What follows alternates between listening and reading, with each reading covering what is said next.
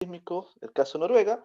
Quiero además apuntar que la doctora Pastén es académica de la Universidad de Chile, en Santiago de Chile, y bueno, tiene una larga trayectoria estudiando un fenómeno que para los chilenos es extremadamente relevante, que son los sismos.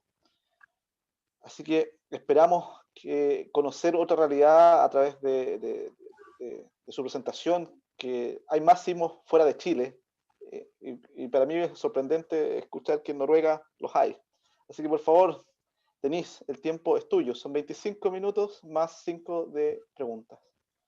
Ok, perfecto. Muchas gracias, Pablo. Bueno, soy Denise Pastén, Pablo ya me presentó, trabajo en Santiago, en la Facultad de Ciencias de la Universidad de Chile, en el Departamento de Física, y este trabajo lo estamos realizando en colaboración con Claudia Pavés, quien está en el Geological Survey of Norway, en Noruega. Como ya hemos visto, ella también está acá, así que podemos tener una conversación, yo creo que bastante rica, sobre los datos, precisamente sobre esto que comentaba Pablo recién, que uno dice, ok, nosotros vivimos en Chile, sabemos que es un país sísmico, que tiene una gran actividad sísmica, pero vamos a salir un poquitito del caso de Chile para ir precisamente al caso de Noruega, ¿sí? Nos vamos a alejar bastante en este caso desde acá, pero creo que los resultados, lo que les voy a mostrar es tremendamente interesante y enriquecedor para el trabajo que también he realizado en Chile utilizando este concepto de dimensiones fractales, ¿sí? Es con lo que quisiera comenzar, porque de todo lo que vimos en la mañana, en realidad es súper distinto lo que yo les voy a presentar. Nos topamos en el punto estadístico, pero esto es un análisis de sistemas complejos, de dimensiones fractales, sobre actividad sísmica. Y una actividad sísmica bien particular que también les voy a contar en la presentación. Entonces, primero, uno se pregunta qué es esto, ¿cierto?, de las dimensiones fractales. Entonces, quisiera partir un poco hablando, contándoles qué es esto del mundo fractal, estos objetos fractales que nosotros podemos observar matemáticamente, que se pueden estudiar con álgebra, con geometría, y que también encontramos en la naturaleza, y por eso podemos estudiar los eventos sísmicos desde una perspectiva de sistemas complejos con fractales. Entonces, cuando nosotros hablamos de fractales, tal vez a ustedes se les puede venir a la mente el nombre de Mandelbrot, ¿sí? Porque es él quien acuña el término a fines de los 70 con un libro súper conocido para la gente que hace sistemas complejos. Y básicamente lo que él hace es como eh, darle un nombre a algo que ya se venía estudiando hace tiempo desde la matemática y que se ve como estas imágenes que ustedes pueden ver acá. Entonces, si nosotros nos fijamos un poquitito en estas figuras que están acá, podemos darnos cuenta que hay una característica que de inmediato nos puede llamar la atención, y es que hay un patrón, una forma que se repite. Estos son fractales matemáticos, ¿sí? Que uno programa y obtiene un dibujo y que uno puede ponerle colores. Por lo tanto, la repetición es exacta. Y esta es una de las cosas más importantes y de las características fundamentales de estos objetos fractales, que es la autosimilaridad. Es decir, hay un patrón, hay una forma que se va repitiendo a distintas escalas. Entonces, acá nosotros podemos ver aquí en estos bordes que esta forma que está acá es exactamente la misma del centro y es la misma que se repite al otro lado, y esto es lo que va pasando. Hay una forma y una estructura matemática que se repite, ya sea a una gran escala, es decir, si yo me alejo mucho, veo la misma forma, y si yo me acerco mucho, voy a seguir viendo esa forma. Se repite una y otra vez. No los puse animados porque marean un poco, pero podemos ir viendo cómo estas formas se van repitiendo, ya sea si me alejo, ya sea si me acerco. Es decir, a distintas escalas veo lo mismo, autosimilaridad. Uno de los fractales más conocidos es precisamente este, que es el que matemáticamente escribió y desarrolló Benoit Mandelbrot, ¿sí? Y aquí en este podemos ver súper claro esta figura negra, grande, que parece como un bichito, como un escarabajo, y estos, no sé, que parecen como las patitas podrían ser, son exactamente la repetición de la misma estructura, de la misma forma fractal. Todas estas pequeñas como membranas que uno ve que se extienden, es la repetición de la misma forma. ¿Por qué se ve así? Porque uno le da colores para que eh, se vea más interesante el fractal, ¿sí? Entonces, tenemos esta autosimilaridad y a esto asociamos una dimensión que no es entera. Si uno toma, por ejemplo, un objeto como un melón, supongamos un melón, una sandía, uno dice, bueno, esto, el melón, uno dice es como una esfera, un objeto en 3 dimensiones. Y quedamos felices, ¿cierto? Pero cuando nosotros tomamos algo como un brócoli, uno dice, sí, es un objeto en 3 dimensiones, pero veamos el borde del brócoli, entonces ahí uno dice que la dimensión, por ejemplo, del borde del brócoli no es un número entero, es una fracción, es un racional. Entonces, desde ahí proviene el nombre de fractal, ¿sí? Porque es fraccionario, porque la dimensión la dimensión geométrica que podemos calcular, no es un entero, ¿sí? Y ahí, bueno, podríamos hablar mucho de dimensiones, pero no es el objeto de esta presentación, y lo que vieron recién eran fractales matemáticos, pero en la naturaleza también podemos encontrar estas estructuras, como en estas hojas. Yo creo que hemos visto distintos tipos de hojas donde uno se da cuenta que hay, de nuevo, hay como una estructura y una forma, un patrón que se repite. Lo mismo pasa en los rayos, por ejemplo, estas descargas eléctricas, donde vemos que parece que hay un patrón que se está repitiendo. Es importante, sí, notar que cuando tenemos un fractal matemático, nosotros podemos, no sé, hacer la suma hasta infinito, hasta lo que la máquina, el computador nos dé, mientras que cuando tenemos un fractal en la naturaleza, tenemos un límite finito, ¿sí? Un límite de escala grande finito y un límite de escala pequeña que es finito. O sea, yo puedo comenzar a seccionar esta hoja, pero llega un punto en el que no puedo hacerlo más, ¿sí? Entonces, esa es una diferencia importante cuando se están estudiando fractales, como que son fenómenos de la naturaleza, o fractales que uno puede encontrar en la naturaleza, ¿sí? Entonces, teniendo esta idea de fractal como una estructura matemática que se repite a distintas escalas, y que además, al medir su dimensión, la dimensión que tiene no es un valor entero, entonces nosotros podemos decir, ok, si yo puedo estudiar objetos de la naturaleza con estos parámetros, entonces yo podría hacer un estudio de algo que no sea necesariamente una hoja. Entonces, tenemos fractales en la naturaleza que se pueden estudiar de manera geométrica o con álgebra, ¿sí? ¿Y qué es lo que nosotros vamos a hacer en este estudio? Es entrar al mundo de la naturaleza, pero no en algo como, no en un objeto físico que se pueda tocar o tomar como una hoja, como un brócoli, como un borde costero, sino que vamos a estudiar eventos sísmicos. Pero ¿cómo nosotros podemos definir esta dimensión fractal para poder saber si estamos o no frente a un fractal? El primer cálculo que en general uno hace es el llamado dimensión de box counting, que tal como su nombre lo dice, lo que hacemos es contar cajas, tal cual. Eso es lo que nosotros hacemos. Otro ejemplo de un fractal en la naturaleza, una estructura de hielo, ¿sí?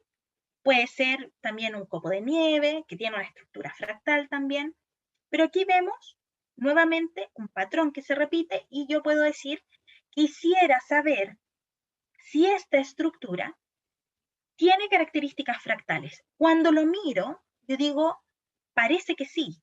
¿Por qué? Porque al parecer hay una estructura y una forma que se repite, que si yo me acerco a un trocito de hielo, me acerco de él, se va a repetir. ¿Cómo puedo estar segura de eso? Una manera es precisamente calcular la dimensión fractal. o dimensión de box counting, ¿sí? Que se simboliza con un D sub 0. ¿Cómo hacemos esto? ¿Cómo utilizamos este método? Lo hacemos contando cajas. Ponemos cajas sobre este sistema, esta es un plano, por lo tanto lo cubro de cajas y cuento cuántas cajas contienen al objeto que yo quiero estudiar para ese lado particular.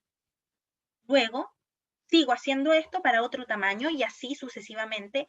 Parto desde un lado de la caja grande y lo voy haciendo tender a 0. ¿Qué es lo que voy a obtener? Número de cajas que contienen al objeto versus el tamaño del lado epsilon que yo estoy eligiendo. De esta manera lo que obtengo es una relación de este tipo. Algunos puntos, no todos alineados necesariamente, pero que muestran una tendencia en un gráfico logarítmico de número de cajitas que contienen al hielo, por ejemplo, a la estructura fractal versus el lado de la caja. ¿Y qué es lo que tenemos aquí? Que podemos calcular la pendiente de este gráfico y obtenemos lo que llamamos dimensión de sub 0 o dimensión de box counting. Esto se puede hacer también para un cuerpo en 2, 3 dimensiones sin ningún problema, y lo que va a pasar es que el de 0 va a ser simplemente 2 o 3. Pero cuando estamos frente a un objeto fractal, el de 0 va a tener un número no entero. Por ejemplo, un brócoli puede tener un borde de 1,8, por ejemplo. Entonces, eso es lo que nosotros estamos encontrando acá. Hay una estructura que, además de tener esta autosimilaridad, da una dimensión que no es entera. Entonces, lo que nosotros tenemos es esta relación y de 0 es lo que nos da una característica más de este objeto fractal.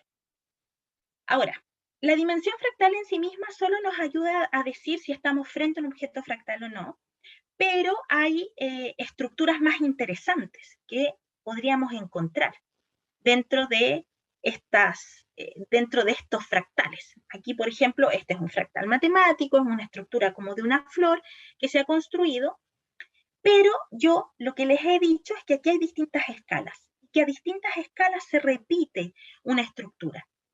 Entonces, uno puede hacerse la pregunta, ¿y yo puedo conocer de alguna manera, darle algún peso, saber si es que dentro de un fractal como este tengo estas otras estructuras? Si a distintas escalas yo puedo ver este fractal, y la respuesta es sí. ¿Y cómo se hace eso? Utilizando lo que llamamos espectro de dimensiones fractales. Entonces, cuando usamos el espectro de dimensiones fractales, lo que estamos intentando hacer es mostrar a distintas escalas la fractalidad de un objeto. ¿Sí? ¿Por qué? Porque a veces a una escala muy chica puede costar ver este objeto fractal. Entonces, la dimensión fractal más usada y conocida es esta, que es la dimensión de Renyi, que si se fijan aquí tenemos un C sub j elevado a q. Q es el índice en el fondo de la escala en la cual nosotros estamos mirando este comportamiento fractal. Epsilon siempre va a tener que haber un radio, un lado, algún objeto con el cual medir una densidad, que es este mu que está acá. Una densidad del objeto a distintas escalas. Entonces hay escalas en las cuales la densidad es mayor y hay escalas en las cuales la densidad es menor. Y esto es muy útil sobre todo para un objeto de la naturaleza, donde uno puede ver características fractales, pero no necesariamente se van a repetir exactamente iguales y donde voy a tener densidades distintas a distintas escalas. Y no por eso deja de ser un fractal.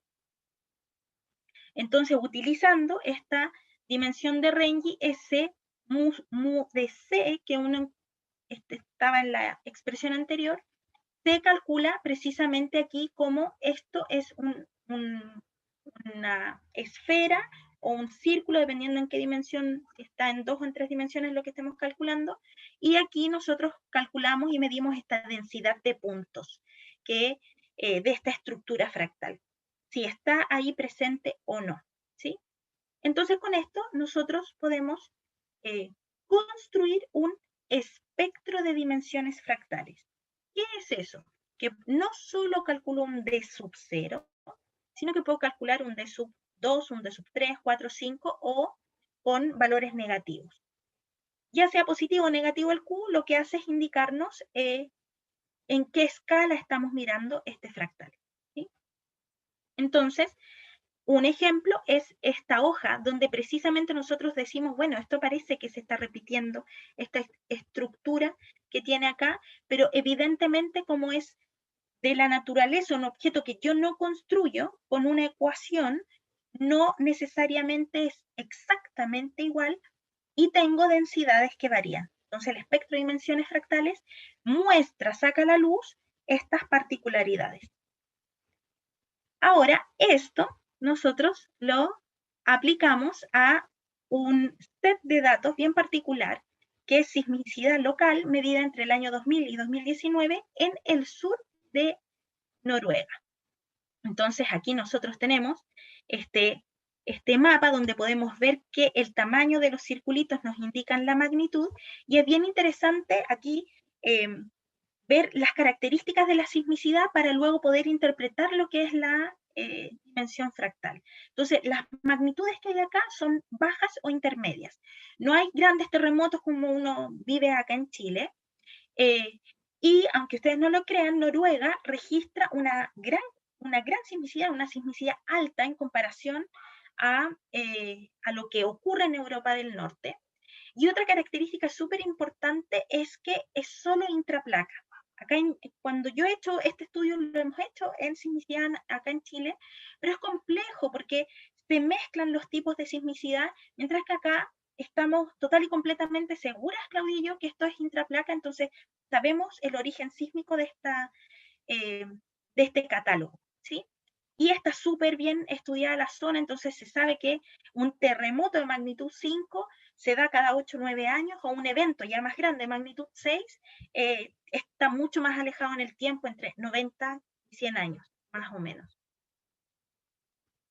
Entonces, la red sísmica que hay en Noruega permite que este catálogo tenga una calidad altísima. Y eso se nota cuando hacemos estos estudios de sistemas complejos. En el resultado, en cuán robusto es el método, la calidad de los datos se nota. Entonces aquí podemos apreciar las redes sísmicas que hay en esta zona y, ojo, bueno, lo voy a mostrar en la próxima diapositiva, que nosotros nos hemos concentrado en esta zona, en la zona sur de Noruega, ¿sí? Entonces, esto es la zona que nosotros estamos estudiando, ¿sí?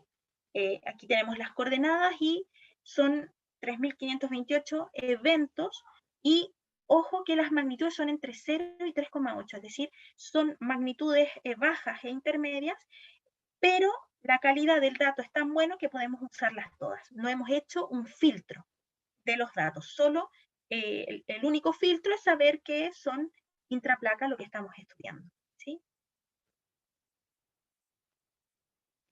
Entonces, ¿cómo nosotros vamos a estudiar estos eventos sísmicos? Están aquí los eventos, sur de Noruega, entonces pueden ver aquí en esta cajita, esto es un poco lo que hacemos. Esto está en 3 dimensiones.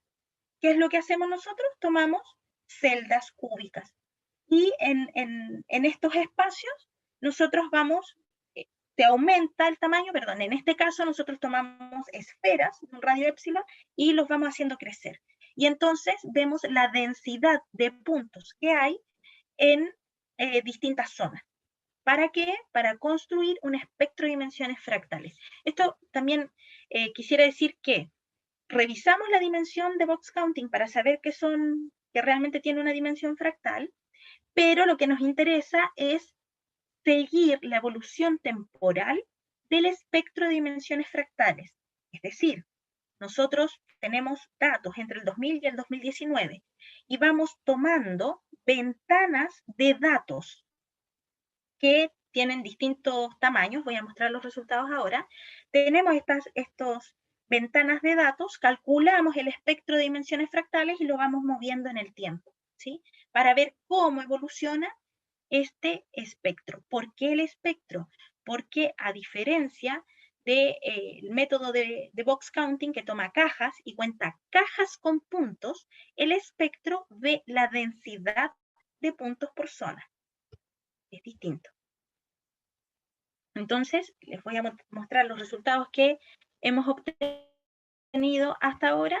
Estos resultados son, aquí les voy a mostrar distintas cajas de datos, y para que ustedes vean cuán robusto en realidad son estos resultados. Entonces, cuando tenemos una ventana de 180 datos, todas se mueven en 20 datos, entonces son 180 datos y se mueven en 20, y así hasta completar el set completo de 3.528 datos, ¿sí? Entonces aquí tenemos las ventanas, ventana 1, 2, 3, 4, las ventanas que se obtienen de tomar cada una de este tamaño, y el índice de dimensión fractal. Fíjense que aquí pongo distintos valores de Q. ¿Por qué? Porque como les mostraba antes, esto es un espectro. Aquí yo estoy resaltando los valores positivos, es decir, el zoom a gran escala de la dimensión fractal. Y vemos cómo hay zonas en las cuales consistentemente todos los valores de Q bajan, tienen estos valles. Hicimos este trabajo para una ventana de 200 datos y vemos nuevamente cómo tenemos zonas en las cuales hay valles. Disminuye notoriamente para todas las escalas, para todos los Q, el valor de este índice.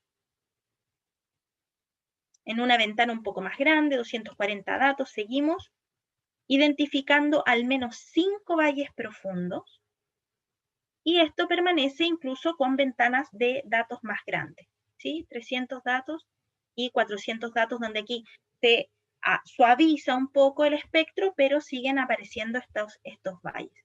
Entonces, ¿qué es lo que hemos hecho ahora? Tomar la solución que tuvimos con 200 datos y compararla con los datos de los eventos medidos. Entonces, aquí, ¿qué es lo que tenemos? En tiempo nosotros tenemos todos los datos. Aquí tenemos todos los datos con su magnitud. Los datos originales están en celeste, y una curva suavizada está aquí en color marrón. Vemos cómo se ve, cómo aquí hay algunas estructuras donde también podemos ver valles. Entonces, si nosotros tomamos el set de datos de 200 datos, podemos identificar 5 valles pronunciados aquí en esta zona, y lo que hacemos es contrastar con precisamente los datos originales, medidos, ¿sí? El dato sísmico. Es interesante aquí ver que lo que está disminuyendo es la magnitud local que se midió. Y coinciden los valles de la dimensión fractal con los valles aquí en magnitud. Y esto es interesante porque, al menos haciendo este tipo de análisis, no habíamos logrado obtener un resultado en relación a la magnitud. Sí en relación a la frecuencia de los eventos, pero no en relación a la magnitud. Hay una disminución de la magnitud y coinciden las ventanas de datos donde la magnitud disminuye y donde la dimensión fractal, este espectro, también disminuye. Siendo que el espectro de dimensión fractal solo considera características geométricas de posición geográfica de los eventos sísmicos. Denise, 2 minutos. Perfecto. Haciendo un análisis de frecuencia, es decir, que tantos eventos ocurren en esas ventanas, tenemos coincidencia también con las 5 ventanas. Es decir, el espectro de dimensiones fractales, al parecer, da cuenta de una disminución de la magnitud y de una disminución y de un aumento en la frecuencia de los eventos sísmicos. Entonces, primero, como conclusión, los datos tienen una calidad realmente destacable y nos permite hacer este estudio con mucho detalle. El espectro de dimensiones fractales cambia, esta dimensión cambia, entonces al parecer está mostrando alguna característica del sistema físico. Logramos encontrar una correlación que es clara entre la distribución de magnitudes, que esto es tremendamente novedoso, y se puede ver tanto en los datos originales, los datos crudos, como en los datos filtrados, suavizados, y esta disminución de DQ también coincide con periodos en los cuales la actividad sísmica crece.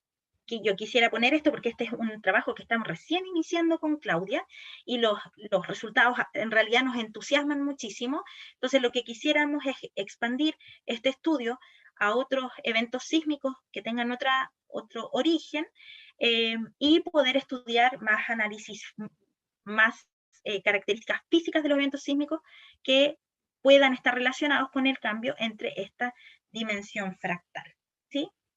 Bueno, eso es la presentación.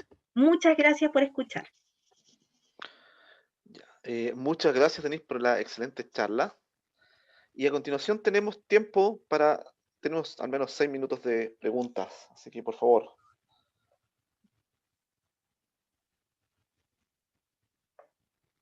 No veo ninguna mano levantada.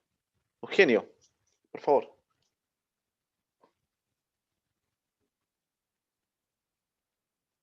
Eugenio. ¿Me escuchan ahora? Sí, sí, ahora sí. Estaba activando mi micrófono. Gracias, Denise.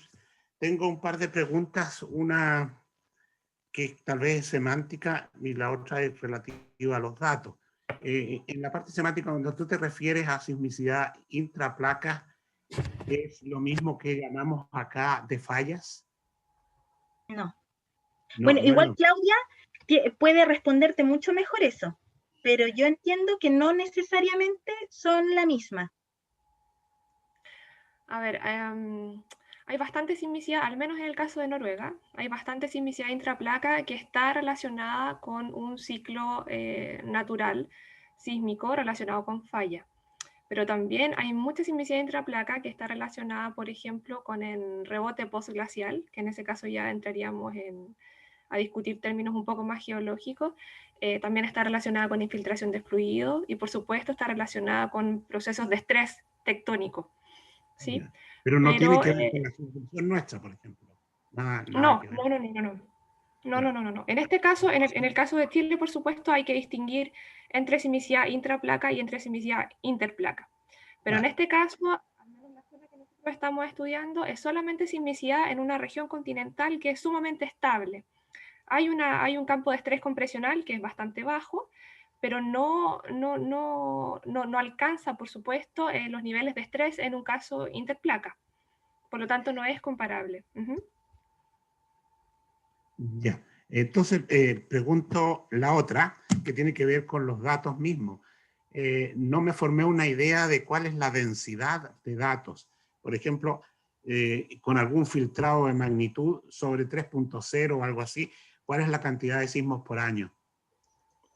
Ah, por año, porque aquí está, en esta figura aquí están los datos. Son 9 años y tenemos más de 3.000 datos. Es distinto, por supuesto, a la cantidad de eventos que uno puede medir acá en Chile. Pero es que no es necesario hacer un filtrado de magnitud con estos datos, porque la calidad es buenísima. Y Pero ¿hasta cuánto realmente, fuiste por abajo? ¿Hasta cuánto por fuiste por abajo hasta abajo? 0. ¿Hasta 0? La máxima es 3,8. Pero es que estoy seguro que con eso estás arrastrando distintas fuentes, como decía Claudia. O sea, casi todas las interplacas tienen que estar metidas ahí. Claro, sí, esa es la idea. Hay distintas fuentes. Perdón. Perdón. No, dale, Claudia, dale.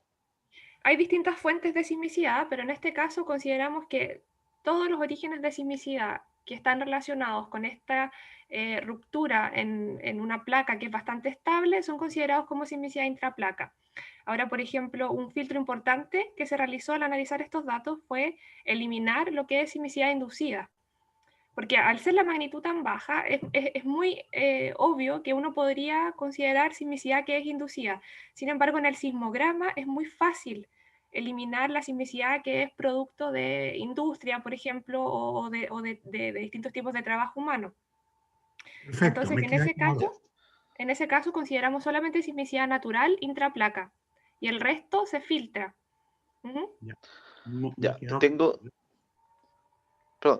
Tengo la mano levantada de Felipe Brevis. Queda un minuto de tiempo. Hola, ¿me escuchan? Hola, Sí. Felipe. Hola.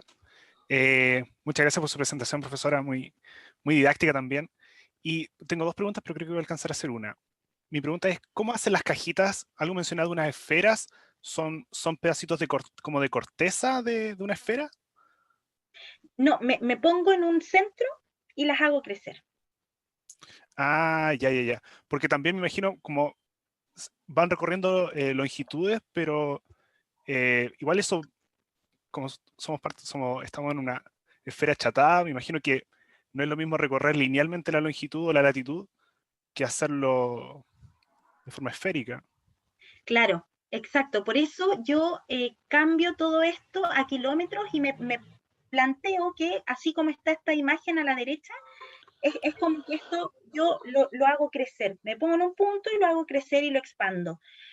Realmente el límite aquí son bastantes kilómetros de distancia, pero funciona bien para el límite, por ejemplo, comparado con el radio de la Tierra. Entonces, funciona bien. Porque lo que estoy midiendo aquí, que gracias por preguntar, es la densidad. Eso es lo que estamos viendo. Porque esto no es homogéneo, no es como los fractales que les puse al principio, esto matemático, donde uno es exactamente lo que se repite. Aquí no es exactamente. Entonces, el espectro de dimensiones fractales es muy útil en este caso. Ok, muchas gracias. Bien. Muchas gracias nuevamente, Denise, por tu muy instructiva charla. Y nuevamente agradezco que pudieses participar en nuestro